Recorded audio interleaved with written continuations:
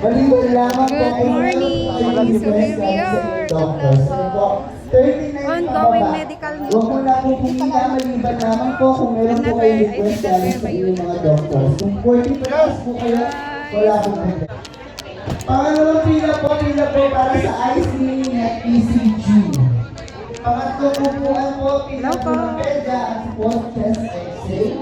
Pangapat po upuan penta at adult consultation. Pasuyin lang po ako dyan, wala po na po po dyan, pwede po yung meeting. Nandito po upuan sa unahan, kung dati lang po kayo, padiretso lang po. Mag-ano muna ako. Ulitin ko lang po. Mag-cover muna ako.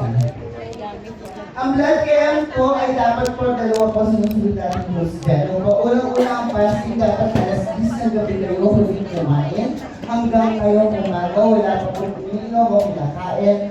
Pangalawa po, kung 29 pababa po kayo, huwag mo na po kayong pumila, hindi po kayo dyan ang request galing sa doctors. Kung wala po kayo request galing doctor, sa adult consultation po kayo pumila. Kung hindi po kayo request sa doctors, wala po problema. Ano po? Kung po yung pataas po kayo, wala po problema, pila lang po kayo. Pangalawang upuan po, pila po para sa IC, saka sa ECG. Sa ECG, meron din po, kung 20 pababa po kayo, huwag mo natin kayo po. Kailangan muna po ng request galing doctor. Ulitan pa. Ka magpapa-medical mission? Hindi, malalaman lang ang sakit ko. High blood.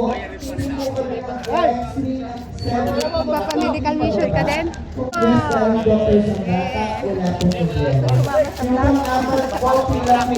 Para po sa ating dental and other institution. Kailangan po namin ang request dahil doctors nyo. Kung wala po kayong request, pwede naman po kayong pag-check muna sa doctors kung hindi po kayong request. So, lapit po kayo sa akin namin yan, sasalahan po po kayo. Mag-ano? Consultation? Dalawa